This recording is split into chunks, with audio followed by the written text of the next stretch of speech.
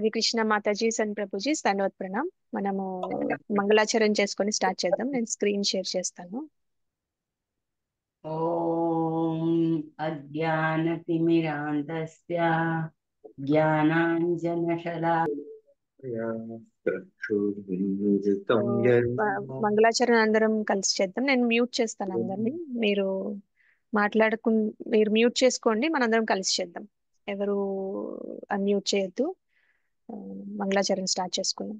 ఓం అజ్ఞానతిమిరాంధస్య జ్ఞానాంజనశలాకయా చక్షురున్మిళితం येन తస్మై శ్రీ గురవే నమః. శ్రీచైతన్యమనోభీష్టం స్థాపితం येन భూతలే స్వయం రూపः కదా మహ్యం దదాతి స్వపదాంతికం. వందేహం శ్రీగురో శ్రీయుతపదకమలం శ్రీగురూన్ వైష్ణవాంశ్చ శ్రీరూపం సాగ్రజాతాం సహగణ రఘునాథాన్వితం తం సజీవం సాద్వైతం సావధూతం పరిజన సహితం కృష్ణ చైతన్య దేవం శ్రీరాధా కృష్ణ పాదాన్ సహగణ లలితా శ్రీ విశాఖాన్వితాంశ్చ. హే కృష్ణ కరుణా సింధో దీనబంధో జగత్పతే గోపేశ గోపికా కాంత రాధా కాంత నమోస్తుతే. తప్త కాంచన గౌరాంగీ రాధే వృందావనేశ్వరి వృషభానుసుతే దేవి ప్రణమామి హరిప్రిये. నమ ఓం విష్ణుపాదాయ కృష్ణప్రేష్ఠాయ భూతలే శ్రీమతే భక్తివేదాంత స్వామినితి నామినే. నమస్తే సరస్వతే దేవే గౌరవాణి ప్రచారిణే నిర్విశేష శూన్యవాది పాశ్చాత్య దేశతారిణే. వాంఛాకల్పతరుభ్యశ్చ కృపా సింధుభ్య एव च पतितानां पावनेभ्यो वैष्णवेभ्यो नमो नमः. जय श्री कृष्ण चैतन्य प्रभु नित्यानंद श्री अद्वैत गदाधर श्रीवासादि गौर भक्त वृंद. हरे कृष्णा कृष्ण कृष्ण हरे हरे हरे राम राम राम हरे हरे. जय जय श्री चैतन्य जय नित्यानंद जय अद्वैत चंद्र जय गौर भक्त वृंद. जय जय श्री चैतन्य जय नित्यानंद जय अद्वैत चंद्र जय गौर भक्त वृंद. जय जय श्री चैतन्य जय नित्यानंद जय अद्वैत चंद्र जय गौर भक्त वृंद. ओम नमो भगवते वासुदेवाय. ओम नमो भगवते वासुदेवाय. ओम नमो भगवते वासुदेवाय.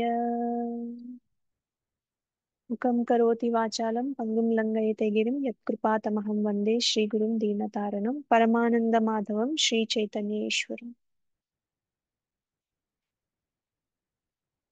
श्री श्री राधा मदन मोहन की जय. श्री श्री गौरनीताई की जय. श्री श्री जगन्नाथ बलराम सुभद्रा मैया की जय. श्री श्री जगत गुरु श्रील प्रभुपाद की जय. Thank you so much Matajis and prabhujis for joining today's session. అయితే మనం 2 days అయింది స్టార్ట్ చేసుకొని, ఇది 3rd day భగవద్గీత. సో మీ అందరికీ చక్కగా అన్ని అర్థమవుతున్నాయని నేను అనుకుంటున్నాను. సో అయితే మనం ఒక్కసారి నిన్న మొన్న గంగాపాలక్ ప్రభు, గోవర్ధన్ ప్రభు చెప్పినవి రివైజ్ చేసుకొని మనం స్టార్ట్ చేద్దాము. సో భగవద్గీత ఎందుకు చదవాలి అనేది మనం ఒకసారి మళ్ళా రివైజ్ చేసుకున్నాము. సో భగవద్గీత ఎందుకు చదవాలి, మనం ఎందుకు చదువుకుంటున్నాం భగవద్గీత? హరే కృష్ణ హరే మాతాజీ. కృష్ణ మాతాజీ. తెలుసుకోవడానికి మాతాజీ. అలాగే భగవద్గీత భగవద్గీత లైఫ్ అనేది మాన్యువల్ ఒక మాన్యువల్ లాంటిది. మనిషి జీవితం ఎలా ఉండాలి అనేది, భగవంతుడు ఎవరనేది తెలుసుకోవడానికి, కర్మ ఇవన్నీ తెలుసుకోవడానికి ఒక మాన్యువల్ లాంటిది మాతాజీ. కరెక్ట్గా చెప్పారు. యాక్చువల్ గా మనం భగవంతుడి మీద ప్రేమ పెంపొందించుకోవడానికి భగవద్గీత చదువుతాం అన్నమాట. భక్తి, ప్రేమ, మీరు చెప్పినవి అన్ని కూడా కరెక్టే. సో భగవంతుడి మీద ప్రేమ అనేది మనకి ఆల్రెడీ ఉంటుంది. మనం ఈ భౌతిక శరీరం తీసుకున్న తర్వాత మనం అన్ని మర్చిపోతాం అనమాట. మనం ముందు భగవంతుడితోనే ఉండేవాళ్ళం, భగవంతుడి మీద చాలా ప్రేమ ఉండేది మనకి. అవన్నీ మర్చిపోయాం కాబట్టి మళ్ళా దాన్ని పునరుద్ధరించుకోవడానికి మనం భగవద్గీత చదువుకొని మళ్ళా మన ప్రేమని పునరుద్ధరించుకొని మనం భగవంతుడికి దగ్గర అవ్వాలనేది మన ప్రయత్నం అన్నమాట. అయితే గోవర్ధన్ ప్రభు చెప్పారు కదా, మనకి ఒక బ్రాహ్మణుడు ఉంటాడు, ఆయన శ్రీరంగంలో భగవద్గీత చదువుతూ ఉంటారు. అంటే చైతన్య మహాప్రభు అక్కడికి వెళ్ళినప్పుడు ఆయన ఆ బ్రాహ్మణుడిని చూసి మీరు ఎందుకు ఏం చదువుతున్నారు అని అడుగుతారు కదా. అప్పుడు ఆయన అంత చదువుకోకపోయినా కూడా ఆయనకి రెండు ముఖ్యమైన లక్షణాలు ఉంటాయి. ఏంటవి? అది భగవంతుడి మీద అదని భగవానికి లేదు. ప్రభు చెప్పింది వినాలి అని ఒక కోరిక ఉంటది అనమాట. గురువు గారు చెప్పారు కాబట్టి అది తనకు అర్థం కాకుండా బుక్ చేతిలో పట్టుకొని చూస్తూ కన్నీరు కారుస్తూ ఉంటారు. ఎందుకు నువ్వు ఆ బుక్ పట్టుకొని ఏడుస్తున్నావు అంటే మా గురువు గారు చెప్పారు, కానీ అది అంటే అర్థం తెలియదు, కానీ పట్టుకుంటే ఆ కృష్ణ భగవాన్ని అవి చూస్తూ ఉంటే నాకు ఆ సంతోషానికి కన్నీళ్ళు ఆగటం లేదని చెప్తారు మాతాజీ. ఇంకా అవును. తర్వాత మీరు చెప్పండి. అవును. సో ఆయనకి రెండు లక్షణాలు ఏంటంటే సబ్మిసివ్నెస్ టు గురువు గారి మీద వినమ్రత, ఇంకా భగవంతుడి మీద ప్రేమ, రెండు ముఖ్యమైన లక్షణాలు ఉంటాయి అన్నమాట. అంటే ఆయన భగవద్గీత చదవడం వల్ల ఆయనకి భగవంతుడి మీద గొప్ప ప్రేమ అనేది పెంపొందింపబడుతుంది. ఎలా అంటే ఆయనకి భగవంతుడిని చూసినప్పుడు ఆయన అర్జునుడికి రథసారథిగా, ఆయన దేవాది దేవుడు అంత గొప్ప అయినా సరే ఆయన ఆ, భక్తుల కోసం ఆయన రథసారథిగా అయ్యారని చెప్తారు కదా. సో రథసారథిగా అవడం వల్ల ఆయన, రథసారథి అంటే తెలుసు కదా, మామూలుగా యుద్ధ భూమిలో ఆ, నోటితో చెప్పరు మీరు అటు వెళ్ళండి, రైట్ సైడ్కి వెళ్ళండి, లెఫ్ట్ సైడ్కి వెళ్ళండి అని చెప్పరు అనమాట. అంత టైం ఉండదు వాళ్ళకి. వాళ్ళు టకటక కాలుతో తన్ని చెప్తారనమాట. రైట్ సైడ్ తంతే రైట్కి వెళ్ళమని, లెఫ్ట్ సైడ్ తంతే లెఫ్ట్కి వెళ్ళమని, మిడిల్లో తంతే స్ట్రైట్కి వెళ్ళమని, అలా సంకేతాలు ఉంటాయి అన్నమాట. సో అలాంటి పొజిషన్ తీసుకున్నారు భక్తుల కోసం భగవంతుడు అని ఆయనకి చాలా ఆనందంతో కన్నీళ్ళు వచ్చేస్తాయి అన్నమాట. సో అది భగవంతుడి మీద ఆయనకున్న ప్రేమ. ఇంకా గురువు గారి మీద ఆయనకి ఉన్న వినమ్రత. గురువు గారు చెప్పారు కాబట్టి ఆయనకి తెలియకపోయినా సరే ఆయన చక్కగా చదవడానికి ప్రయత్నిస్తూ ఉంటారన్నమాట. చుట్టుపక్కల ఉన్న వాళ్ళు అందరూ ఆయన ఎగతాళి చేస్తూ ఉంటారన్నమాట, ఆయనకి సరిగ్గా చదవడం రాదని.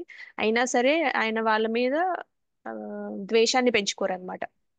సో ఆయనకి, మనం భగవంతుణ్ణి ప్రేమిస్తున్నామంటే భగవంతుణ్ణి ప్రేమించటం అంటే ఏంటంటే భగవంతుడు ఎవరినైతే ప్రేమిస్తారో వాళ్ళందరినీ ప్రేమించడం, భగవంతుడుని ఎవరైతే ప్రేమిస్తున్నారో వాళ్ళని ప్రేమించడం, భగవంతుడిని ఎవరైతే ప్రేమించడానికి ప్రయత్నిస్తున్నారో అంటే సాధక భక్తులు ఉంటారు కదా, అంటే ఆ భక్తుల్ని భగవంతుడు ఎవరినైతే ప్రేమిస్తున్నాడు, భగవంతుడు అందరూ జీవాలు భగవంతుడి అంశలే కదా, ఆయన ఆయన పిల్లలే కదా.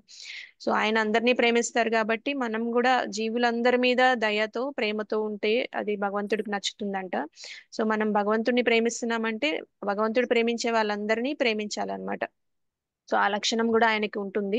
మిగతా వాళ్ళు ఎంత ఎగతాళి చేసినా సరే ఆయన పెద్దగా పట్టించుకోరు, వాళ్ళ మీద ప్రేమతోనే ఉంటారన్నమాట. దాని గురించి ఆయన బాధపడరు. సో ఈ లక్షణాలన్నీ ఉంటాయి. సో అంటే ఆయనకి భగవద్గీత బాగా అర్థమైందని చైతన్య మహాప్రభు చెప్తారనమాట దానివల్ల. సో అయితే భగవద్గీత ఒక స్టోరీ బుక్ కాదండి, ఇది ఒక ఫిలాసఫీ. మనకి భాగవతం అయితే చక్కగా భక్తుల కథలు, భగవంతుడి గురించిన లీలలు కథల రూపంలో ఉంటాయి. కానీ భగవద్గీత మాత్రం స్టోరీ బుక్ కాదు, దాంట్లో తత్వశాస్త్రం ఉంటుంది, దాంట్లో తత్వం అనేది చెప్తూ ఉంటారు. అయితే మనకి ఎన్ని శ్లోకాలు ఉన్నాయి భగవద్గీతలో? 700 శ్లోకాలు. శ్లోకాలు మాతాజీ. 700 శ్లోకాలు ఉన్నాయి. ఎన్ని అధ్యాయాలు ఉన్నాయి? 18. 18 మాతాజీ. 18 అధ్యాయాలు. చక్కగా చక్కగా వింటున్నారు, క్లాసులని బాగా తెలిసిపోతుంది. అయితే మనకి అనుకున్నట్టు దీంట్లో ఫిలాసఫీ ఉంటుంది, స్టోరీస్ ఏమి ఉండవు అనమాట. సో భగవద్గీత ఎందుకు చదువుతారు చాలా మంది, కొంతమంది మేము గొప్ప పండితులు అయిపోవాలి, మేము అంత జ్ఞానం ఉన్నట్టు మేము నిరూపించుకోవాలని చదువుతూ ఉంటారు. అయితే అది మన లక్ష్యం అవ్వకూడదు అనమాట. మనం ఏదో పండితులు అయిపోవాలి అని భగవద్గీత చదవకూడదు అనమాట. మన మూడ్ ఎలా ఉండాలంటే అది ఆ పాండిత్యం జ్ఞానం ఆటోమేటిక్ గా వచ్చేస్తాయి మనకి, కానీ మన లక్ష్యం ఎలా ఉండాలంటే మన జీవితంలో మార్పు రావాలి, మనం భగవంతుడి మీద భక్తి ప్రేమ పెంపొందించుకోవాలి అనే ఉద్దేశంతోనే మనం చదవాలన్నమాట.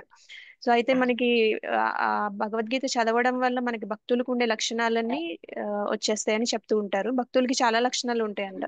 మనకి భగవద్గీత 13వ అధ్యాయంలో 8వ శ్లోకం నుంచి 12వ శ్లోకం వరకు చాలా చెప్తారు కృష్ణ భక్తులకి ఉండవలసిన లక్షణాలు ఏంటనేది.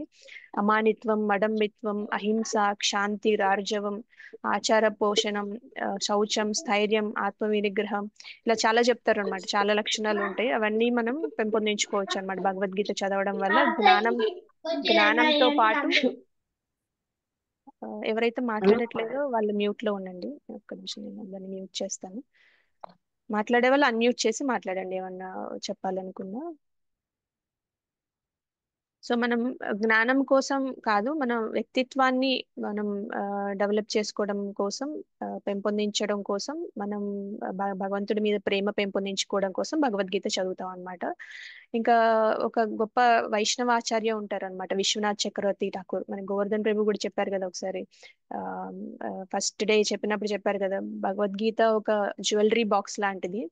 ఆ, ఈ భగవద్గీతని ఆ, మూడు భాగాలుగా విభజించారు. మొదటి 6 చాప్టర్లు, లాస్ట్ 6 చాప్టర్లు, మధ్యలో ఆరు అధ్యాయాలు, మూడు మూడు భాగాల కింద విభజించారు.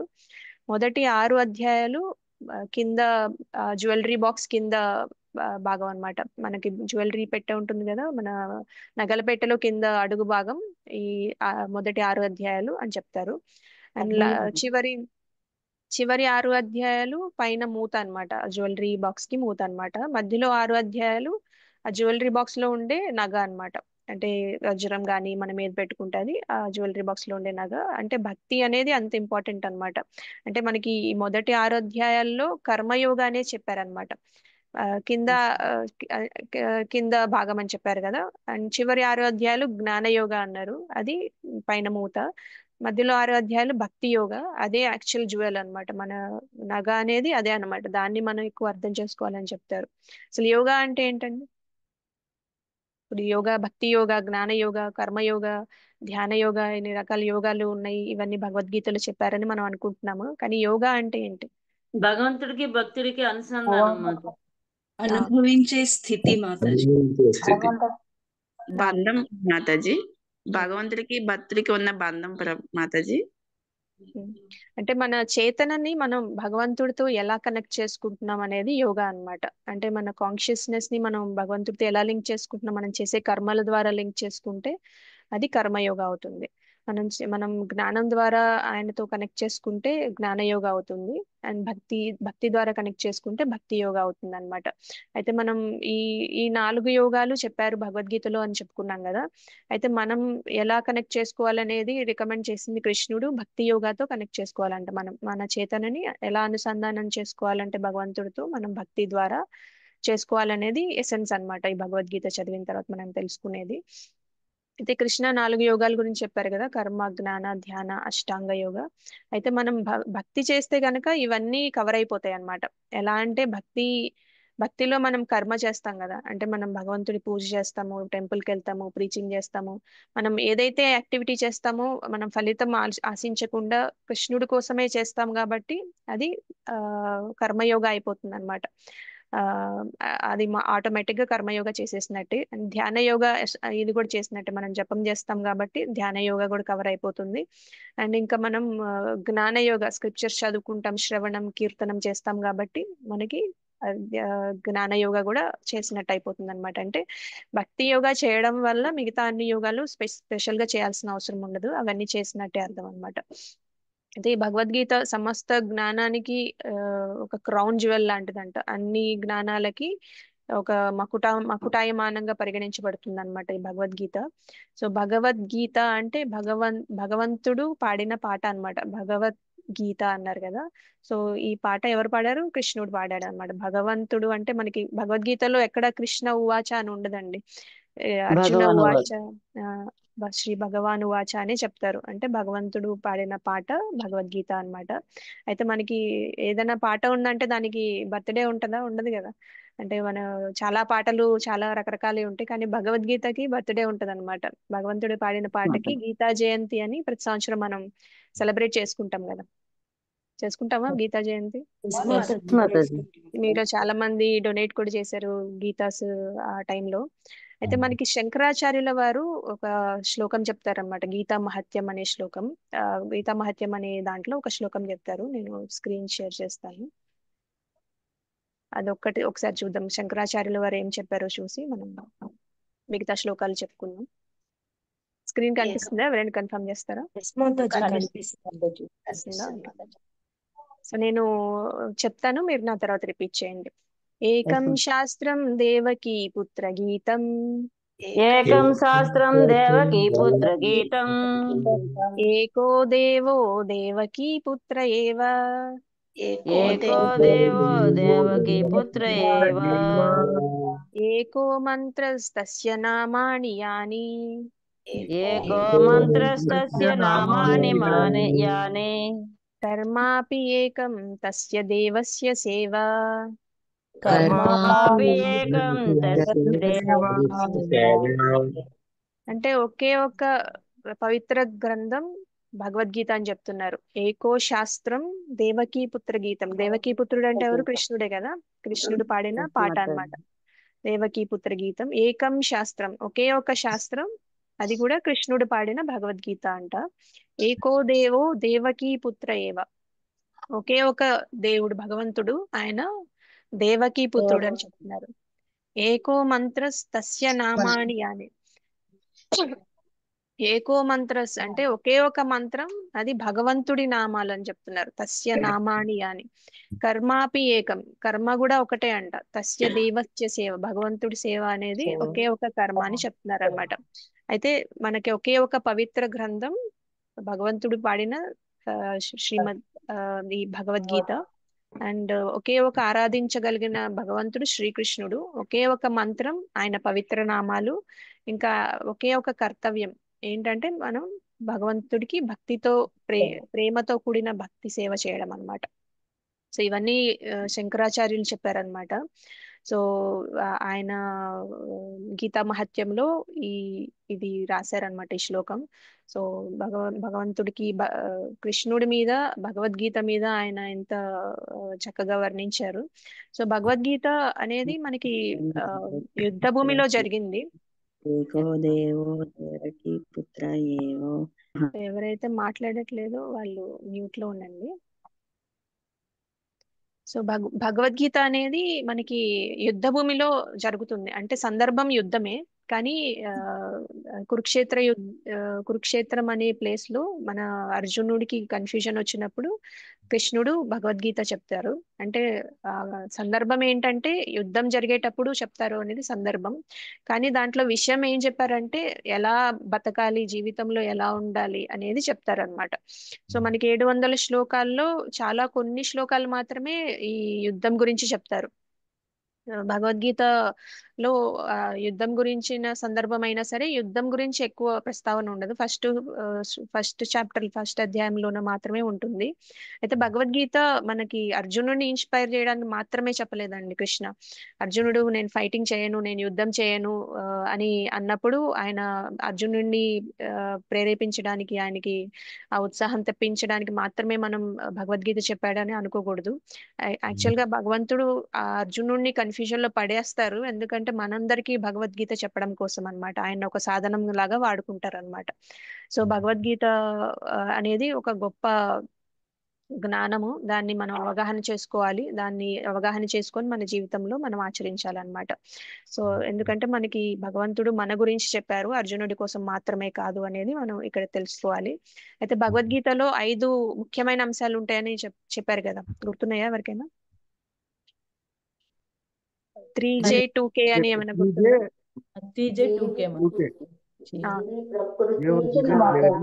జగత్తు జగదీశ్వర కర్మ. సో జీవ జగత్ జగదీష్ కాల కర్మ, 3J 2K అన్నమాట. సో జీవ అంటే నేను ఎవరిని అని తెలుసుకోవడం, జగత్ ప్రకృతి అంటే ఈ వరల్డ్ ఏంటి, ఇది ఎందుకు, ఈ ప్రకృతి, ఈ ప్రపంచం ఎందుకు ఉంది అనేది తెలుసుకోవడం. జగదీష్ అంటే భగవంతుడు ఎవరు అని తెలుసుకోవడం. కాల అంటే టైం అంటే ఏంటి అని తెలుసుకోవడం. ఇంకా కర్మ అంటే చర్య ఏంటి, ప్రతిచర్య ఏంటి, మనం చేసే వాటికి మనకి ఎలా రియాక్షన్స్ వస్తాయి, యాక్షన్ రియాక్షన్ ఏంటి అని తెలుసుకోవడం అన్నమాట. సో ఈ 5 టాపిక్స్ ఉంటాయి. సో మనం ఇందాక అనుకున్నాం కదా ఈ జ్యువెలరీ బాక్స్ అని, 3 ఉంటాయి: జ్ఞానయోగ, భక్తి యోగ, కర్మయోగ. కింద మొదటి 6 అధ్యాయాలు కర్మయోగ, లాస్ట్ 6 అధ్యాయాలు జ్ఞానయోగ, అండ్ మధ్యలోది భక్తి యోగ అనుకున్నాం కదా. సో ఈ జ్యువెల్ భక్తి యోగ అన్నమాట. మనం ఒక జ్యువెలరీ బాక్స్ అనుకుంటే మనకి కింద భాగం కర్మయోగ, పైన భాగం జ్ఞానయోగ, మధ్యలోది ఈ జ్యువెల్ అనేది భక్తి యోగ కిందకి వస్తుంది అన్నమాట. సో మనకి ఈ భగవద్గీతలో 5 ముఖ్యమైన, ఈ మొదటి అధ్యాయంలో 5 టాపిక్స్ ఉంటాయి అన్నమాట. ఫస్ట్ది ఏంటంటే ధృతరాష్ట్రుడు సంజయుడిని ప్రశ్న అడుగుతాడు అన్నమాట. ఎందుకంటే ధృతరాష్ట్రుడు యుద్ధ భూమికి వెళ్ళలేడు, వెళ్ళినా కూడా ఆయన గుడ్డివాడు కాబట్టి చూడలేడు. అందుకని ఆయన ఆయన ఆయన ఇంట్లోనే ఉండి సంజయుడిని అడుగుతారు అనమాట. సంజయుడు కూడా వెళ్ళలేదు కదా, ఎలా తెలుస్తుంది సంజయుడికి? వేదవ్యాసుడు అతనికి దివ్య దృష్టి వల్ల ఆ సో సంజయుడు వేదవ్యాస్ భగవానుడి భక్తుడు అనమాట. సో ఆయనకి వేదవ్యాస్ వరం ఇస్తారనమాట. ఆయన ఎక్కడి నుంచి అయినా ఏదైనా జరుగుతున్నా ఆయన కనిపిస్తా ఉంటుంది, ఆయన చూడొచ్చు అని. సో ఆయనకి ఆ వరం ఉంది కాబట్టి ధృతరాష్ట్రుడు సంజయుడిని అక్కడ ఏం జరుగుతుందో నాకు చెప్పని అడుగుతారనమాట. సో ఆ ఒకటి ఆయన ప్రశ్నించడము, దుర్యోధనుడు ఆయన ఆయన సైన్యాన్ని, పాండవుల సైన్యాన్ని, కౌరవుల సైన్యాన్ని పోల్చి చూడడం, ఎవరెవరు వచ్చారు అని చెప్పడం, ఇవన్నీ సెకండ్ టాపిక్. మూడోది ఏంటంటే మనకి పాండవులకే విజయం వస్తది అనేది సంకేతాలు కనిపిస్తూ ఉంటాయి అన్నమాట.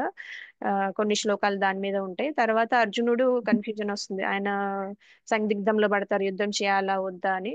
తర్వాత ఐదవ టాపిక్ అర్జునుడు చెప్తారనమాట, నేను ఎందుకు ఫైట్ చేయాలనుకోవట్లేదు, నేను ఎందుకు యుద్ధం చేయను అని కృష్ణుడికి చెప్తా ఉంటారనమాట. ఈ ఐదు ఈ మొదటి అధ్యాయంలో ఉంటాయి అన్నమాట. అయితే మనకి గోవర్ధన్ ప్రభు ధృతరాష్ట్రుడు క్వశ్చన్ ఏం అడుగుతారు సంజయుడిని, అది కవర్ చేశారు. మనకి గంగాపాలక ప్రభు దుర్యోధనుడు ఎవరెవరు వచ్చారు పాండవుల సైడ్ నుంచి, ఎవరెవరు వచ్చారు కౌరవుల సైడ్ నుంచి అనేది కొన్ని కొన్ని చెప్పారు. సో మనం చూసుకున్నట్టయితే 3 నుంచి 6 వరకు, 3వ శ్లోకం నుంచి 6వ శ్లోకం వరకు ఈ పాండవుల సైన్యం గురించి చెప్తూ ఉంటాడు అనమాట. దుర్యోధనుడు ఎవరెవరు వచ్చారు, భీముడు నాయకత్వం వహిస్తున్నారు, అర్జునుడు, విరాట, ద్రౌపద, అభిమన్యు వీళ్ళందరూ వచ్చారని చెప్తున్నారు. ఇంకా 7 నుంచి 9 వరకు వాళ్ళ సైన్యం గురించి చెప్తూ ఉంటారు అన్నమాట, ఎవరెవరు వచ్చారు. మనకి నాయకత్వం వహించేది భీష్ముడు, ద్రోణుడు, కర్ణుడు, కృప, అశ్వత్థామ వీళ్ళందరూ మన సైడ్ నుంచి వచ్చారని చెప్తూ ఉంటారు అన్నమాట. సో అయితే మనకి దుర్యోధనుడు ఈ సైన్యాల్ని పోల్చి చూసినప్పుడు, కంపేర్ చేసినప్పుడు దుర్యోధనుడు ఎక్కువ భీముడి పేరు తీసుకుంటూ ఉంటారు అనమాట. ఎందుకంటే దుర్యోధనుడికి భీముడు అంటే చాలా భయం అనమాట. ఎందుకు భయం, ఎందుకంటే ఆయన ఎప్పుడు చెప్తా ఉంటారు కదా, మనకి నాయకత్వం వహించేది భీష్ముడు, పాండవులకి నాయకత్వం వహించేది భీముడికి అంత ఎక్స్పీరియన్స్ లేదు. మన భీష్మ పితామహతో పోల్చుకుంటే గనక భీష్మ పితామహకి చాలా అనుభవం ఉంది, ఆయన చాలా యుద్ధాలు చేశారు. ఆయనకి ఉన్న అనుభవం భీష్ముడికి లేదు, ఆయనకి తక్కువ అనుభవం ఉంది, వయసులో కూడా చాలా చిన్నవాడు కాబట్టి అని అనుకుంటారు. కానీ ఎందుకు భీముడిని పదే పదే తలుచుకుంటూ ఉంటారంటే, భీముడు 3 ప్రతిజ్ఞలు చేశాడంటండి. ఏంటంటే ఫస్ట్ ప్రతిజ్ఞ ఏంటంటే, ధృతరాష్ట్రుడు కొడుకులు 100 మంది చాలా అఘాయిత్యాలు చేస్తూ ఉంటారు కాబట్టి వాళ్ళందరినీ నేను చంపేస్తానని మొదటి ప్రతిజ్ఞ తీసుకుంటాడంట.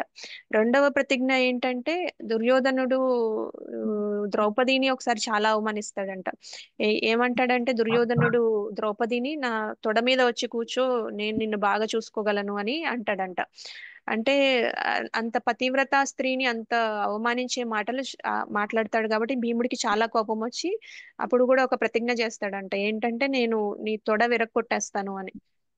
సో ఆ ప్రతిజ్ఞ చేస్తాడు కాబట్టి. ఇంకొకటి మూడోది ఏంటంటే, దుశ్శాసనుడు ద్రౌపదిని జుట్టు పట్టుకొని ఈడ్చుకొని వచ్చినప్పుడు రాజ్యసభకి భీముడు ఈ మూడో ప్రతిజ్ఞ చేస్తాడు అనమాట. ఏంటంటే దుశ్శాసనుడి ఆ ఈ ఈ ఛాతీని చీల్చి గుండె బయటికి తీస్తానని చెప్తాడంట. సో ఈ 3 ప్రతిజ్ఞలు భీముడు చేస్తాడు కాబట్టి అవి దుర్యోధనుడికి తెలుసు కాబట్టి ఆయన అంటే ఎప్పుడు భయపడుతూ ఉంటాడు అనమాట, ఇవన్నీ ఎప్పుడు చేస్తాడో ఏంటో అని. ఎందుకంటే ప్రతిజ్ఞ చేశారంటే నెరవేరుస్తారు కదా. సో అందుకని ఆయనకి చాలా భయం అనమాట. సో మనకి ఇప్పటి వరకు 8 శ్లోకాలు అయినాయి కదా. నిన్న గంగాపాలక్ ప్రభు 8వ శ్లోకం వరకు చెప్పారు. మనం 9వ శ్లోకం నుంచి చూసుకున్నాము. సో మనం అంత రివిజన్ అంత గుర్తొచ్చింది కదా మనకి. మొదటి అధ్యాయంలో ఫిలాసఫీ ఎక్కువ ఉండదు మనకి, యుద్ధం గురించే ఎక్కువ మాట్లాడతారు, ఎవరెవరు వచ్చారు, ఏం జరుగుతుంది అక్కడ అనేది మాట్లాడతాము. సో 9వ శ్లోకం మనం ఒకసారి రిసైట్ చేసుకుని దాని అర్థం చూద్దాం. అన్యే చ బహవః శూరా మదర్థే త్యక్త జీవితాః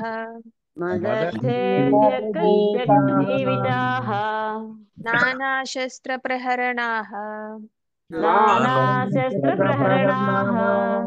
సర్వే యుద్ధ విశారదాః సర్వే యుద్ధ విశారదాః అన్యే చ బహవః శూర మదర్థే త్యక్త జీవితాః అని చెప్తున్నారు అన్నమాట దుర్యోధనుడు. ఏంటంటే ఎవరెవరి పేర్లు అయితే ఇప్పటి వరకు చెప్పారో వాళ్ళందరే కాకుండా ఇంకా చాలా గొప్ప యోధులు కూడా వచ్చారు అని చెప్తున్నారు అనమాట. అన్యే చ బహవః శూర, ఇంకా గొప్ప శూరులు వచ్చారు, ఇంకా నేను చెప్పిన వాళ్ళే కాకుండా అని చెప్తున్నారు.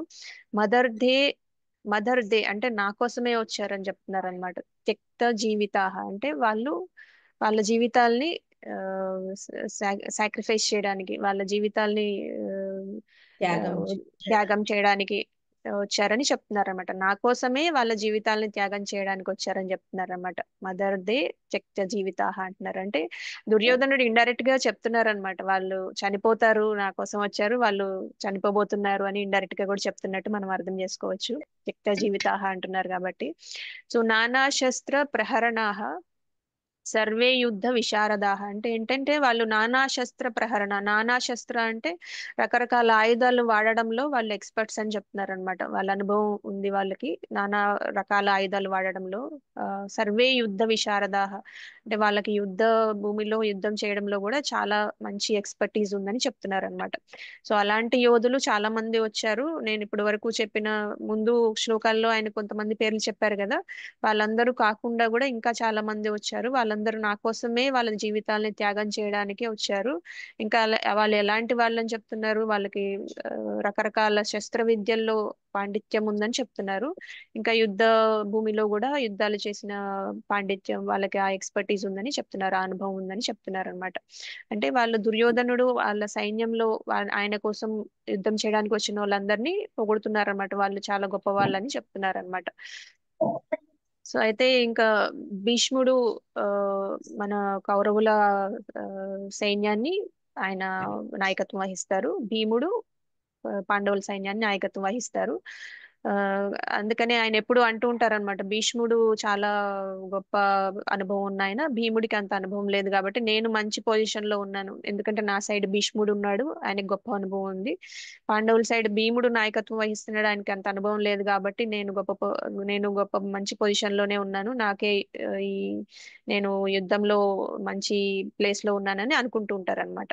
సో ఇంకా ఏం చెప్తున్నారో చూద్దాము నెక్స్ట్ శ్లోకంలో. 10వ శ్లోకము. అపర్యాప్తం తదస్మాకం అపర్యాప్తం తదస్మాకం బలం భీమాభిరక్షితం బలం భీమాభిరక్షితం పర్యాప్తం త్విదమేతేషాం పర్యాప్తం త్విదమే త్వేషాం బలం భీమాభిరక్షితం. బలం భీమాభిరక్షితం. సో భీష్ముడు ఆయన సైన్యం భీష్మాభిరక్షితం అని చెప్తున్నారు అన్నమాట. కౌరవ సైన్యం భీష్మాభిరక్షితం అంటే భీష్ముడి చేత రక్షించబడుతుందని చెప్తున్నారు. అందుకనే అపర్యాప్తం అంటున్నారు అనమాట. అంటే అన్లిమిటెడ్ స్ట్రెంగ్త్, అంటే వాళ్ళకి ఆ, ఆ, అంత గొప్ప బలం ఉందని చెప్తున్నారు అనమాట. అంటే మనం కొలవలేనంత బలం ఉందని చెప్తున్నారు, ఇమ్మెజరబుల్ స్ట్రెంగ్త్ ఉందని చెప్తున్నారు అనమాట.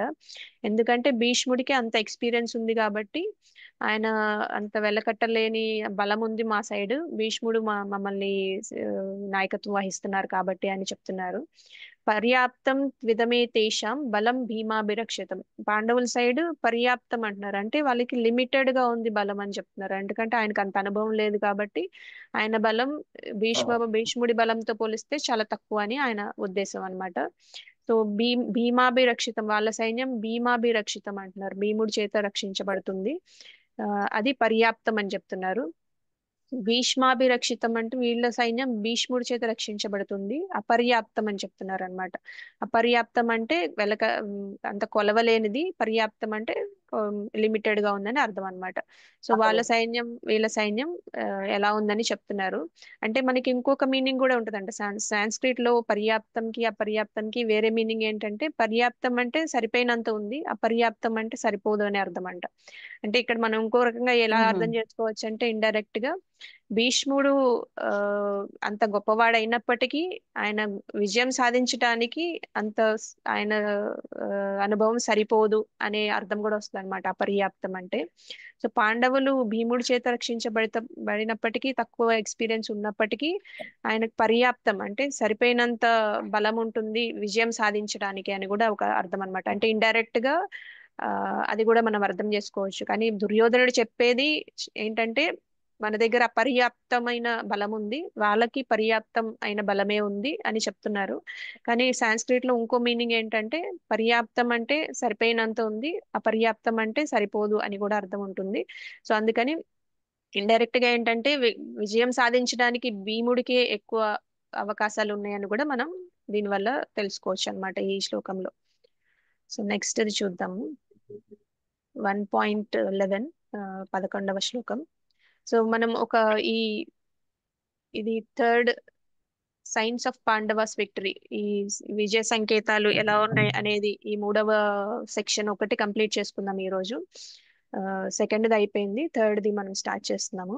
ఇది ఒకటి మనం కంప్లీట్ చేసుకొని ఈ రోజు క్లాస్ క్లోజ్ చేసుకుందాము. సో మనం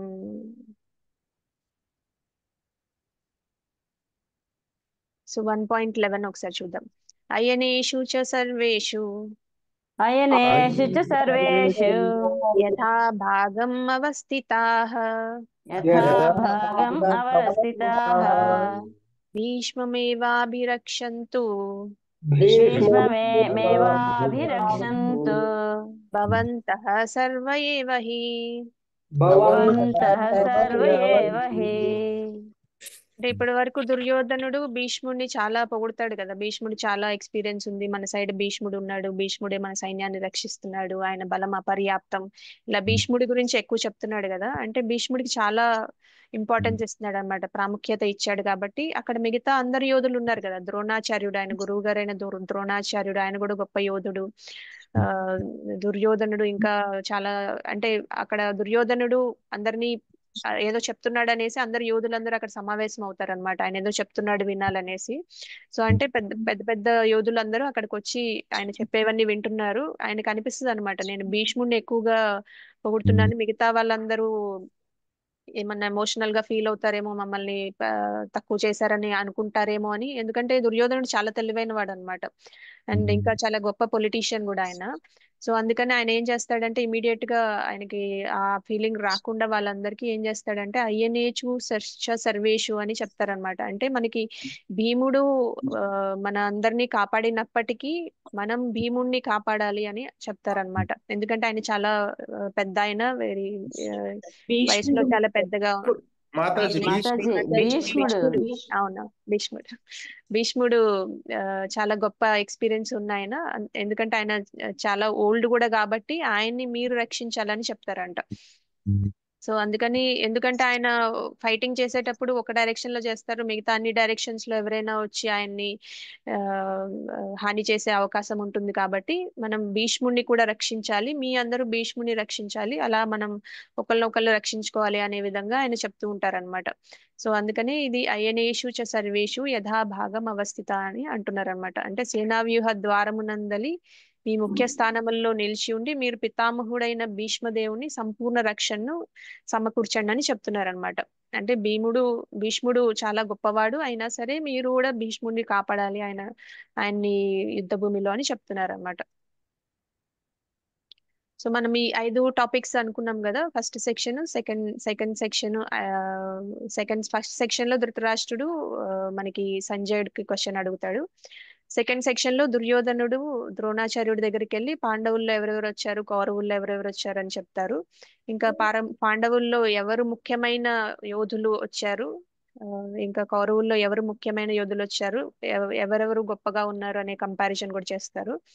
తర్వాత మనం ఇప్పుడు థర్డ్ సెక్షన్ లోకి ఎంటర్ అవుతున్నాం అనమాట. థర్డ్ సెక్షన్ లో ఎలా పాండవులకి విజయ సంకేతాలు ఎలా వస్తాయి అనేది చూద్దాము.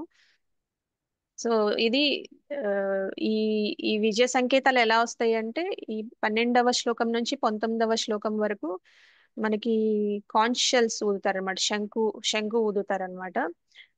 శంకు అనేది ఆ, ఎందుకు ఊదుతారు మామూలుగా? జనరల్ గా మనకి టెంపుల్లో కూడా శంఖ ఊదుతారు కదా. శుభం శుభంకి శుభం మాతాజీ, విజయం కావాలి. యుద్ధంలో విజయ విజయం సంకేతం. కోసం యుద్ధం మొదలైందని చెప్పడానికి శంఖం ఊదుతారు యుద్ధంలో. కానీ మనకి ప్రారంభం. ఆ మొదలైందని చెప్పడానికి ఊదుతారు. కానీ మనకి టెంపుల్లో రోజు ఆరతి టైంలో శంఖం ఊదుతారు కదా, అంటే మనకి భగవంతుడి ఆ సేవ మొదలవుతుంది, మన భగవంతుడి పూజ మొదలవుతుందని చెప్పడానికి ఊదుతారు అనమాట. మనకి ప్రతి ఆరతి టైంలో మనకి శంఖం కంపల్సరీగా ఊదుతారు. భగవంతుడి సేవ, విష్ణుమూర్తి సేవ స్టార్ట్ అవుతుంది, కృష్ణుడి సేవ స్టార్ట్ అవుతుందని చెప్పడానికి సంకేతం అన్నమాట అది. సో అంటే ఇప్పుడు ఇండైరెక్ట్ గా మనకి ఈ కృష్ణుడి సేవే స్టార్ట్ అవుతుంది. ఎందుకంటే కృష్ణుడు ఎందుకు మనకి ఆ భూమి మీద అవతరిస్తారు? మూడు మూడు కారణాలకు అవతరిస్తారు కదా. పరిత్రాణాయ సాధూనాం దుష్ట వినాశాయ చతుష్కృతం దుష్ట ధర్మ శిక్షణ, శిష్ట రక్షణ. అవును, ధర్మ సంస్థాపనార్థాయ సంభవామి యుగే యుగే. అంటే 3 రీజన్స్ కి అవతరిస్తారనమాట. అంటే మంచి భక్తుల్ని, మంచి వాళ్ళని రక్షించడానికి పరిత్రాణాయ సాధూనాం, వినాశాయ చతుష్కృతం అంటే ఆ, దుష్టులని శిక్షించడానికి, ఇంకా ధర్మాన్ని పునఃస్థాపించడానికి వస్తారనమాట. అంటే ఇక్కడ ఈ యుద్ధ భూమిలో ఏం జరుగుతుంది? ధర్మాన్ని పునఃస్థాపించడానికి, ఇంకా దుష్టుల్ని శిక్షించడానికి, ఇంకా ఆయన భక్తుల్ని రక్షించడానికి, ఈ మూడు కారణాల వల్ల ఆయన అక్కడ చేస్తున్నారు. అంటే ఆయన సేవ చేయడానికి వచ్చిన వాళ్ళు, అంటే ఆయన సేవే కదా జరుగుతుంది అక్కడ. అందుకని మనకి కాన్షియల్స్ అనేవి ఊదుతారు అనమాట, శంఖాలు అనేవి ఊదుతారు అనమాట. సో కృష్ణుడు ఆయన కావాలనుకుంటే ఆయన సొంతంగా వాళ్ళందరినీ ఒక చేత్తో శిక్షించగలడు. మనం ఆ, చాలా చూసాం కదా, మనం చిన్న వయసులోనే ఆయన చాలా మంది రాక్షసుల్ని, బృందావనంలో చాలా మందిని చంపేస్తారు. ఆ పుట్టినప్పుడే ఆయన ఆ పుట్టినప్పటి నుంచి ఆయనకి కంసుడు చాలా మంది రాక్షసుల్ని పంపిస్తారు. ఒక రోజు రెండో రోజు నుంచి ఆయన చాలా మంది రాక్షసుల్ని చంపడానికి చంపేస్తారు. సో అలా కూడా చేయొచ్చు. కానీ కృష్ణుడు ఎందుకు ఇలా యుద్ధం చేసి ఆ, ఇలా యుద్ధంలో ఎందుకు వాళ్ళని శిక్షించాలనుకుంటున్నారంటే పాండవులకి ఆ, కీర్తిని ప్రసాదించడానికంట. అందుకని ఈ యుద్ధం కూడా జరుగుతుంది. అందుకని ఇవన్నీ శంకులన్నీ ఊదిన కారణం ఏంటంటే మనకి కృష్ణుడి సేవ స్టార్ట్ అవుతుంది అని చెప్పడానికి అన్నమాట. ఏంటి ఆ కృష్ణుడికి ఏం సేవ చేస్తున్నారు? ధర్మాన్ని పునరుద్ధరించడానికి, పునఃస్థాపించడానికి, కృష్ణుడు చేసే దుష్టుల్ని పనిలో శిక్షించడానికి. దుష్టులు ఆయన కృష్ణుడు చేసే పనిలో వీళ్ళందరూ సహాయం చేస్తున్నారు, కృష్ణుడి సేవ స్టార్ట్ అవుతుందని చెప్పడానికి ఆ ఈ శంఖం ఊదుతున్నారని కూడా మనం అనుకోవచ్చు. అయితే మనకి ఇవి పాండవులకి విజయం లభిస్తది అని చెప్పడానికి ఇది ఒక ఉదాహరణ అన్నమాట. ఎందుకంటే అక్కడ భగవంతుడి సేవ జరుగుతుంది. ఆ భగవంతుడి సేవ కోసం ఆ, ఈ శంఖాలు ఊదుతున్నారు. ఇంకా ధర్మం అనేది పాండవుల వైపే ఉంది, కౌరవుల వైపు లేదు. కృష్ణ, ఎందుకంటే కృష్ణ పాండవుల వైపు ఉన్నారు. కృష్ణ ఏం చేయాలనుకుంటున్నారు అంటే ధర్మాన్ని పునఃస్థాపించడం కోసం వచ్చారు కాబట్టి. అయితే ఈ 3వ సెక్షన్ లో మొత్తం పాండవుల విజయ సంకేతాలు మనకి 12వ శ్లోకం నుంచి 19వ శ్లోకం వరకు ఉంటాయి. మనం 12వ శ్లోకం చూద్దాము. తస్య సంజన తస్య సంజనయన్ హర్షం తస్య సంజనయన్ హర్షం కురు వృద్ధః పితామహః వృద్ధామహః సింహనాదం వినద్యోచ్చై సింహనాదం వినద్యోచ్చై శంఖం దద్మౌ ప్రతాపవాన్. శంఖో దద్మో ప్రతాపవాన్. సో అయితే ఇప్పుడు దుర్యోధనుడు చాలా చాలా మాటలు చెప్తాడు అనమాట. భీష్ముడికి, ద్రోణుడికి ఇవన్నీ చెప్తూ ఉంటాడు కదా. మనం మంచి పొజిషన్ లోనే ఉన్నాం, వాళ్ళకి ఎక్స్పీరియన్స్ లేదు, మన దగ్గర చాలా మంది యోధులు ఉన్నారు, వాళ్ళ జీవితాలు త్యాగం చేయడానికి వచ్చారు, ఇవన్నీ చెప్తూ ఉంటాడు కదా. సో భీష్ముడు కూడా ఆయన్ని ఎంకరేజ్ చేయడం కోసం ఆ హర్షం, తస్య సంజనయన్ హర్షం కురువృద్ధ పితామహ అంటున్నారు. అంటే కురువృద్ధ అంటే అందరికన్నా ఆ, వృద్ధుడైన పితామహుడు కురువంశంలో ఎవరంటే భీష్మ పితామహ అన్నమాట. భీష్ముడు. ఆయన తస్య సంజనయన్ హర్షం, ఆయన మనవడైన ఈ దుర్యోధనుడికి హర్షాన్ని ప్రసాదించడం కోసం ఆయన ఆ, ఈ శంఖాన్ని ఊదడం స్టార్ట్ చేస్తారనమాట. సింహనాదం అంటే ఆయన ఒక సింహం లాగా గర్జిస్తున్నట్టుగా ఊదుతారంట ఆ శంఖాన్ని. సింహనాదం దద్మౌ ప్రతాపవాన్ అంటే అలా శంఖాన్ని పద్మం అంటే శంఖం అన్నమాట, అలా ఊదుతారని చెప్తున్నారు అనమాట. అంటే భీష్ముడు శంఖాన్ని ఊదటం స్టార్ట్ చేశాడు దుర్యోధనుడికి ఆనందాన్ని ప్రసాదించడానికి. ఆ శంఖం కూడా ఎలా ఊదారంటే సింహనాదం లాగా ఉందని చెప్తున్నారు అనమాట ఈ శ్లోకంలో. సో నెక్స్ట్ శ్లోకం చూద్దాము. తతః తతః శంఖశ్చ భేర్యశ్చ తశంకాశ్చ భేర్యశ్చ పనవానక గోముఖాః పనవానక గోముఖాః సహసైవాభ్యా హన్యంత సహసైవాభ్యహన్యంత సశబ్దస్తుములోऽభవత్. శబ్దస్తుములోऽభవత్. అంటే ఇంకా మనకి ఇంకా ఏం చెప్తున్నారంటే తత శంఖశ్చ భేర్యశ్చ పణవానకః గోముఖాః అని చెప్తున్నారు అనమాట. అంటే చాలా ఇంకా రకరకాల మ్యూజికల్ ఇన్స్ట్రుమెంట్స్ కూడా వాయిస్తున్నారు అనమాట ఈ గొప్ప యుద్ధం స్టార్ట్ అవబోతుందని చెప్పేసి. సో అన్నిటి సౌండ్ ఎలా ఉందంటే సహసైవ హన్యన్ సహసైవ హైవ హన్యంత అని చెప్తున్నారు అనమాట. సహసైవాభ్యహన్యంత సహసైవాభ్య హన్యంత అని చెప్తున్నారు అనమాట. ఆ కంబైన్డ్ సౌండ్ ఎలా ఉందంటే చాలా ఆ, పెద్ద సౌండ్ వస్తుంది అనమాట. ఈ శంఖాలు ఇంకా మిగతా మ్యూజికల్ ఇన్స్ట్రుమెంట్స్ చాలా పెద్ద పెద్ద సౌండ్లు చేస్తున్నాయి. ఎవరైతే వింటున్నారో వాళ్ళందరికీ అర్థమవుతుంది అనమాట. అంటే యుద్ధ భూమిలో ఉన్న వాళ్ళే కాకుండా మొత్తం ఇంకా చాలా దూరం వ్యాపిస్తుంది అనమాట ఆ సౌండ్. అందరికీ అర్థమవుతుంది అనమాట, ఒక గొప్ప యుద్ధం స్టార్ట్ అవబోతుంది అనేది సంకేతం అందరికీ తెలుస్తుంది అనమాట. ఆ వాయిద్యాల సౌండ్ కి, ఆ శంఖాల సౌండ్ కి, ఆ అన్ని కలిసిన వచ్చే పెద్ద సౌండ్ కి మనకి యుద్ధం స్టార్ట్ అయిందని తెలుస్తుందని చెప్తున్నారు అనమాట. సో ఇంకా 14 లో ఏం చెప్తున్నారో చూద్దాము.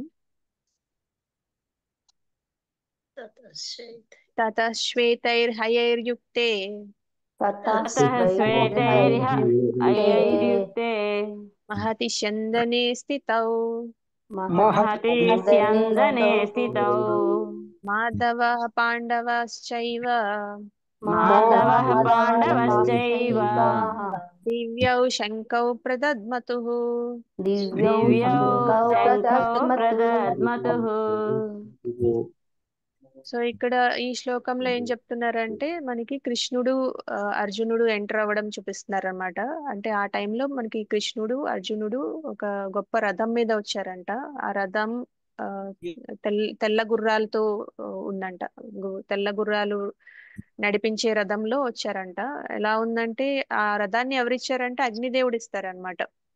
అంత బ్యూటిఫుల్ గా ఉంటది అనమాట, చాలా అందంగా ఉంటది ఆ రథం. ఆ తెల్ల గుర్రాలు నడిపిస్తా ఉండే ఆ రథాన్ని. ఎవరెవరు వచ్చారని చెప్తున్నారు? మాధవ పాండవ శైవ, అంటే మాధవ అని చెప్తున్నారు. అంటే కృష్ణుడిని మాధవ అని ఎందుకు అన్నారు ఇక్కడ అంటే, కృష్ణుడికి చాలా పేర్లు ఉంటాయి కానీ సందర్భాన్ని బట్టి రకరకాల పేర్లు వాడుతూ ఉంటారు. ఇక్కడ వేరే పేర్లు ఏం వాడలేదు. కృష్ణుడిని మాధవ అని ఎందుకు అన్నారంటే, మాధవ అంటే మన లక్ష్మీదేవి ఆ, భర్త అని కూడా అర్థం అన్నమాట. సో లక్ష్మీదేవి అంటే గాడెస్ ఆఫ్ ఫార్చ్యూన్ కదా, అదృష్ట దేవత కదా. సో అందుకని కృష్ణుడుని మాధవ అని పిలిచారనమాట. సో కృష్ణుడు అర్జునుడి వైపు ఉన్నారు. అంటే కృష్ణుడు ఉన్నాడంటే గాడెస్ ఆఫ్ ఫార్చ్యూన్ లక్ష్మీదేవి కూడా ఉన్నట్టే. అంటే లక్ష్మీదేవి అర్జునుడి సైడ్ ఉన్నట్టే అర్థం. ఇంకా కృష్ణుడితో పాటు లక్ష్మీదేవి ఉన్నట్టే. లక్ష్మీదేవి ఇంకా ఆయనకి ఆ రథం మీద ఒక జెండా ఉంటుంది. ఆ జెండా మీద హనుమంతుడు ఉంటాడంట. ఇవన్నీ విజయ సంకేతాలు అని చెప్తున్నారు అనమాట. ఆయన గొప్ప భక్తుడైన హనుమంతుడు ఆ హనుమంతుడు జెండా మీద ఉంటారు కాబట్టి ఆయనతో పాటు అర్జునుడికి ఇంకా ఇవన్నీ అదృష్టం, ఆయనకి విజయం లభించబోతుందని చెప్పడానికి ఇవన్నీ చెప్తున్నారు అనమాట. సో మాధవ పాండవ శైవ అని అంటున్నారు అనమాట. అందుకనే ఆయన విజయ సంకేతాలని మనం ఇక్కడ తెలుసుకోవచ్చు అనమాట. సో ఇంకా దివ్యౌ శంఖౌ అంటున్నారు. దివ్యౌ శంఖౌ అంటే మన అన్ని శంఖాలు ఊదారు కానీ అందరి శంఖాలు దివ్యౌ అనలేదు. ఇది సంజయ్ ఏం చెప్తున్నారు, ఓన్లీ కృష్ణుడు అర్జునుడు వీళ్ళు ఆ, వాయించిన శంఖాలనే దివ్యౌ శంఖౌ అంటున్నారు అన్నమాట. అంటే అన్ని శంఖాలని దివ్యం అనరు, ఎందుకంటే కృష్ణుడు ఊదుతున్నారు కాబట్టి ఆ శంఖం దివ్యమైందని చెప్తున్నారు. సో ఇంకా మనం ఈ పవిత్ర శంఖాలు ఊదారు. ఇంకా మనకి అర్జునుడికి ఈ విజయ సంకేతాలు వస్తున్నాయి, ఎందుకంటే కృష్ణుడు ఆయన వైపు ఉన్నారు, లక్ష్మీదేవి ఆయన వైపు ఉంది, హనుమంతుడు ఆయన వైపు ఉన్నారని చెప్తున్నారు అనమాట. దీని నుంచి మనం అది తెలుసుకోవచ్చు అనమాట. ఎందుకు కృష్ణుడు రథసారథిగా ఉన్నారు అనేది తెలుసుకోవాలంటే, ఆయన కావాలంటే డైరెక్ట్ గా చంపేయచ్చు. మనం ఇందాక కూడా అనుకున్నాం కదా, కృష్ణుని భక్తవత్సల అని కూడా అంటారు అనమాట. భక్తవత్సల, వత్సల అంటే ఆయనకి తండ్రి లాంటి ప్రేమ ఉంటుందన్నమాట. ఆయనకి చాలా ఎఫెక్షనేట్ గా ఉంటారు ఆయన భక్తుల మీద, ఎందుకంటే ఆయన భక్తుల్ని ఆయన ఎక్కువ ప్రేమిస్తారు కాబట్టి. అయితే ఎలా అయితే మనకి కొన్నిసార్లు మన జీవితంలో కూడా చూస్తూ ఉంటాం కదా, తండ్రి ఆ, ఆ, వాళ్ళ అమ్మాయిని గాని అబ్బాయిని గాని ఇలా గుర్రంలాగా ఆ ఎక్కించుకొని తిప్పుతూ ఉంటారు కదా, దానికి ఆయన బాధపడరు కదా, ఆయన చాలా ఆనందిస్తారు కదా. సో తండ్రి గాని తల్లి గాని ఇలాంటివి చేస్తూ ఉంటారు, మనం కూడా పిల్లలకి చేస్తూ ఉంటాము. సో అలానే భగవంతుడు కూడా భక్తుల కోసం అలా రథసారథి అయ్యాడు ఆయన. ఎందుకంటే భక్తవత్సలుడు కాబట్టి, భక్తవత్సలుడు అంటే ఆయనకి తండ్రి లాంటి ప్రేమ భక్తుల మీద ఉంటుంది కాబట్టి ఆయన అలా రథసారథి అయ్యాడని కూడా మనం చెప్పుకోవచ్చు అన్నమాట. సో దీని నుంచి అయితే మనం నెక్స్ట్ శ్లోక చూద్దాము, 15వ శ్లోకం. ఇంకా నెక్స్ట్ ఎవరెవరు శంఖాలు ఊదారు అనేది చూద్దాము. పాంచజన్యం హృషికేశో పాంచజన్యం ఋషికేశో దేవదత్తం ధనంజయః దేవదత్తం ధనంజయః పౌండ్రం దద్మౌ మహాశంఖం పౌండ్రం దద్మౌ మహాశంఖం భీమకర్ణౌ వృకోదరః భీమకర్ణా మృగోదరః. అంటే పంచజన్యం హృషికేశ అంటున్నారు. హృషికేశ అంటే మనకి ఇక్కడ కృష్ణుడిని హృషికేశ అని పిలుస్తున్నారు. హృషికేశ అంటే మాస్టర్ ఆఫ్ సెన్సెస్ అన్నమాట. అంటే ఇంద్రియాలన్నిటికీ ఆయన మాస్టర్ అని అర్థం అన్నమాట. అంటే ఆయన కాన్షియల్ పేరు పాంచజన్యం అంట, ఆయన శంఖం పేరు పాంచజన్యం. సో అన్ని శంఖాలకి పేర్లు కూడా ఉంటాయి. మనకి కృష్ణుడి పారాఫెర్నిలియా అంటే ఆయన దగ్గర ఉండే వస్తువులన్నిటికీ వాళ్ళందరూ పర్సనాలిటీస్ అన్నమాట. మన పాంచజన్యం కూడా పర్సనాలిటీ, మనం అది ఒక వస్తువులాగా అనుకోకూడదు. ఆయన వేసుకునే వైజయంతి మాల దగ్గర నుంచి ప్రతిదీ భక్తులే అన్నమాట, ఆయన సేవ చేయడానికి వచ్చిన వాళ్ళే అని అర్థం చేసుకోవచ్చు మనం. సో కృష్ణుడుని హృషికేశ అని ఎందుకు అన్నారంటే, ఆయనే అందరి సెన్సెస్ కంట్రోల్ చేస్తారు, ఆయన మాస్టర్ కాబట్టి హృషికేశ అని ఇక్కడ సంబోధిస్తున్నారు. సో దేవదత్తం ధనంజయ అంటున్నారు. అంటే ధనంజయ అంటే అర్జునుడిని ధనంజయ అంటున్నారు అనమాట. ధనంజయ అంటే ధనాన్ని ఆర్జించేవాడిని ధనంజయ అంటారు. అంటే ఆయనకి ఈ విజయం ద్వారా ఆయనకి ఏం లభించబోతుంది, రాజ్యం లభించబోతుంది. అందుకని ఆయన్ని ధనంజయ అని పిలుస్తున్నారు అనమాట. ఆయన శంఖం పేరు దేవదత్తం అంట. సో కృష్ణుడి శంఖం పేరు పాంచజన్యం, ఇంకా అర్జునుడి శంఖం పేరు దేవదత్తం. ఇంకా ఏం చెప్తున్నారంటే పౌండ్రం దద్మౌ వృకోదర అని చెప్తున్నారు అనమాట. అంటే భీముడిని వృకోదర అంటారు అనమాట, ఎందుకంటే ఆయన చాలా భోజనం ప్రియుడు అనమాట, చాలా తింటారు. ఇంకా అలాంటి పనులు అంత కష్టతరమైన పనులు, ఫిజికల్ గా కష్టమైన పనులు చాలా చేస్తూ ఉంటారు అనమాట భీముడిని, అందుకని ఆయన్ని వృకోదర అంటున్నారు. ఆయన శంఖం పేరు ఏంటంటే పౌండ్రం అంట. సో భీముడిని వృకోదర అని పిలుస్తున్నారు, అర్జునుడిని ధనంజయ అంటున్నారు, కృష్ణుని హృషికేశ అంటున్నారు. వాళ్ళ శంఖాల పేర్లు చెప్తున్నారు. కృష్ణుడి శంఖం పేరేమో పాంచజన్యం, అర్జునుడి శంఖం పేరేమో దేవదత్తం, ఇంకా భీముడి శంఖం పేరేమో వృకోదరం అని చెప్తున్నారు అనమాట. పౌండ్రం అని చెప్తున్నారు, కరెక్ట్, పౌండ్రం అని చెప్తున్నారు. సో ఇక్కడ మనకి కృష్ణుడిని హృషికేశ అని ఎందుకు అంటున్నారంటే, ఆయన మాస్టర్ ఆఫ్ ఆల్ సెన్సెస్ కాబట్టి, మన ఇంద్రియాలన్నిటికీ ఆయన మాస్టర్ కాబట్టి, మనందరినీ ఆయనే నడిపిస్తూ ఉంటారు కాబట్టి ఆయన్ని. అండ్ ఇప్పుడు అర్జునుడిని కూడా ఆయనే నడిపించబోతున్నారు కాబట్టి ఆయన హృషికేశ అని అంటున్నారు. ఎందుకంటే తొందరలోనే అర్జునుడు నేను ఈ యుద్ధం చేయను అని చెప్పబోతున్నాడు కదా, కన్ఫ్యూజ్ అవబోతున్నాడు. సో అందుకని ఆయన మైండ్ ని ఈయన కంట్రోల్ చేసి ఆ కన్ఫ్యూజన్ ని క్రియేట్ చేసేది కూడా ఆయనే, ఆయన మళ్ళా ఆయన దారిలో పెట్టేది కూడా కృష్ణుడే అన్నమాట. అందుకని ఆయన హృషికేశ అని అంటున్నారు అనమాట. సో నెక్స్ట్ శ్లోక చూద్దాము.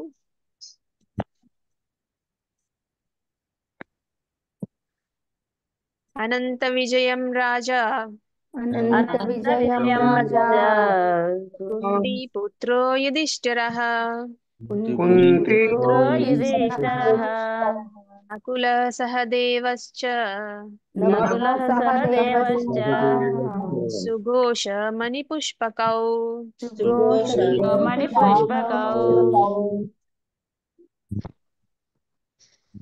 సో ఇంకా ఇంకా ఏం చెప్తున్నారంటే నెక్స్ట్ శ్లోకాలో అనంత విజయం రాజా అంటున్నారు. అంటే రాజా అంటే ఇక్కడ ఎవరు? యుధిష్ఠిర మహారాజ్ అన్నమాట. అంటే ఈ విజయం తర్వాత ఆయనే కదా రాజా అవుతాడు. యుధిష్ఠిర మహారాజ్ని రాజా అంటున్నారు. అనంత విజయం రాజా అంటే ఆయన శంఖం పేరు అనంత విజయం అన్నమాట. సో యుధిష్ఠిర మహారాజు అనంత విజయం అనే శంఖాన్ని ఊదారని చెప్తున్నారు. సుఘోష మణిపుష్పకవు అంటున్నారు. సుఘోష మణిపుష్పక నకుల సహదేవుల శంఖాలంట. వాళ్ళు కూడా వాళ్ళ శంఖాలు ఊదారని చెప్తున్నారు అనమాట. సో ఇక్కడ అనంత విజయం రాజా యుధిష్ఠిర మహారాజ్ది అనంత విజయం, ఇంకా సుఘోష మణిపుష్పక నకుల సహదేవుల ఆ శంఖాలన్నమాట. వాళ్ళందరూ కూడా ఊదారని చెప్తున్నారు అనమాట. సో నెక్స్ట్ శ్లోకం చూద్దాం మనం. నెక్స్ట్ ఏంటంటే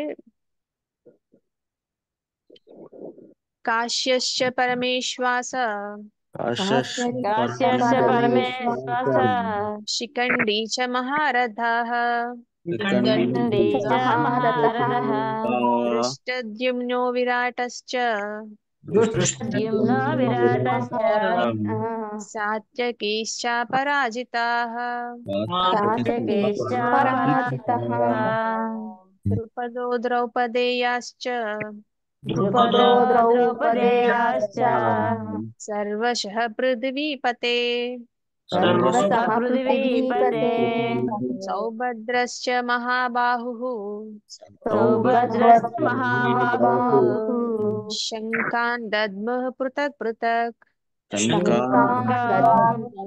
పృథక్ పృథక్. సో ఇంకా చాలా మంది వచ్చారు కదా. ఎవరెవరు వచ్చారంటే కాశీ రాజా, శిఖండి, దృష్టద్యుమ్న, విరాట, సాత్యకి, వీళ్ళందరూ గొప్ప గొప్ప పర్సనాలిటీస్ వచ్చారంట. వాళ్ళు కూడా వాళ్ళ శంఖాలని ఊదుతున్నారని చెప్తున్నారు. సంజయ్ ఏం చెప్తున్నాడు? ధృతరాష్ట్రకి చాలా తెలివిగా దివ్యౌ శంఖం అని ఎందుకు చెప్పారంటే ఈ వీళ్ళ శంఖాలు దివ్యంగా ఉన్నాయి, వీళ్ళే గెలవబోతున్నారని ఇండైరెక్ట్ గా చెప్తున్నారు అన్నమాట. కృష్ణుడు అర్జునుడి వైపు ఉన్నాడు కాబట్టి ఆయనకి ఖచ్చితంగా విజయం లభిస్తది అని ఇండైరెక్ట్ గా సంజయుడు ధృతరాష్ట్రుడికి చెప్తున్నాడు అనమాట. సో అయితే మన కౌరవులు పాండవులు వాళ్ళ శంఖాలు ఊదినప్పుడు ఏం జరిగింది అనేది కూడా చూద్దాము. వాళ్ళ శంఖాలు ఊదినప్పుడు వీళ్ళకి ఏమి అవ్వదు అనమాట వీళ్ళకి. కానీ వీళ్ళ శంఖాలు ఊదినప్పుడు వాళ్ళకి చాలా భయం అనేది వస్తుంది అనమాట. ఆ సౌండ్ కి వీళ్ళకి కౌరవులకి చాలా భయం అనేది ఏర్పడుతుందని చెప్తున్నారు అనమాట.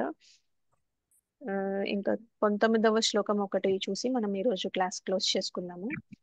సఘోషోధార్తరాష్ట్రాణం సఘోషోధార్తరాష్ట్రాణం హృదయాని వ్యదారయత్ హృదయాని వ్యదారయత్ నభశ్చ పృథివీం చైవ నభశ్చ పృథివీం చైవ తూములో అభ్యనునాదయన్ తుములో అభ్యనునాదయన్.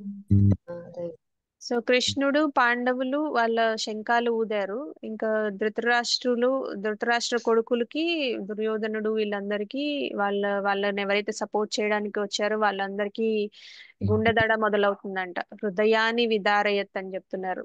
ఎప్పుడైతే వీళ్ళందరూ పాండవుల సైడ్ అందరూ శంఖాలను ఊదుతారో ఆ సౌండ్ కి ధృతరాష్ట్రుడు కొడుకుల్ని సపోర్ట్ చేయడానికి వచ్చిన వీరులందరికీ హృదయాన్ని వ్యధారయత్ అంటున్నారు. హృదయంలో భయం అనేది మొదలైందని చెప్తున్నారు అనమాట. నభశ్చ పృథివీం చైవ తుములో అభ్యునాదయన్ అని చెప్తున్నారు అనమాట.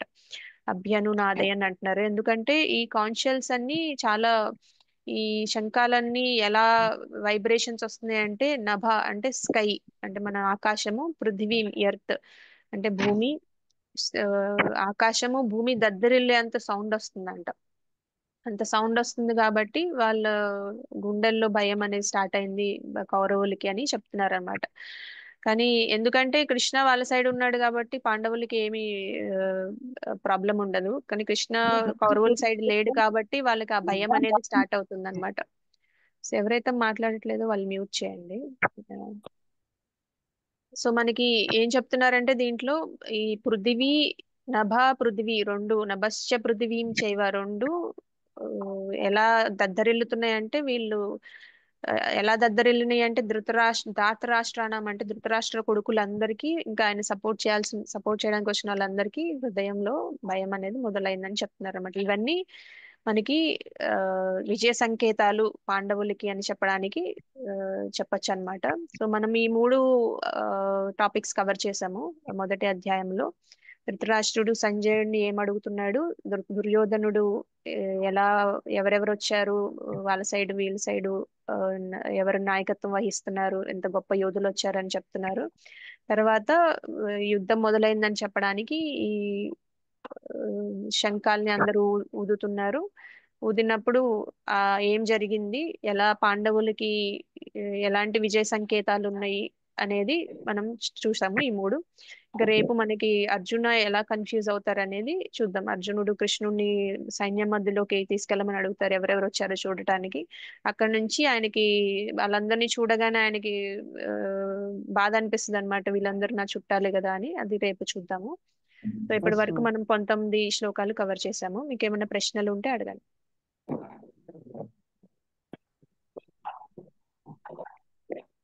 సో ఇది శంఖం ఊదడం అనేది అంత దాంట్లో ఫిలాసఫీ ఏముండదు కాబట్టి నేను కొంచెం ఎక్కువ శ్లోకాలు కవర్ చేశాను. ప్రతిరోజు అలా ఉండకపోవచ్చు, మీకు డీటెయిల్డ్ గానే ఉంటుంది. ఆ సెక్షన్ ఒకటి కంప్లీట్ చేసుకుంటే బాగుంటుందని నేను కొన్ని ఎక్కువే కవర్ చేశాను ఈ రోజు. కొంచెం టైం కూడా లేట్ అయింది. రోజుకు 2 శ్లోకాలు అయితే బాగుంటాయి. అంతే ఉంటుంది ప్రభు. ఇది ఓన్లీ ఈ శంఖాలు ఊదడం, వాటి పేర్లు తెలుసుకోవడం, మధ్యలో సగం చెప్పడం ఎందుకని నేను మొత్తం కవర్ చేశాను.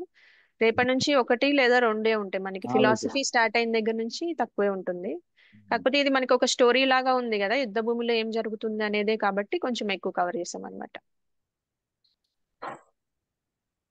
హరే కృష్ణ మాతాజీ, ధన్యవాద ప్రణామ్. మాతాజీ, అర్జునుడికి అగ్నిదేవుడు రథం ఇస్తారు, అది ఎందుకు ఇస్తారు చెప్తారా మాతాజీ?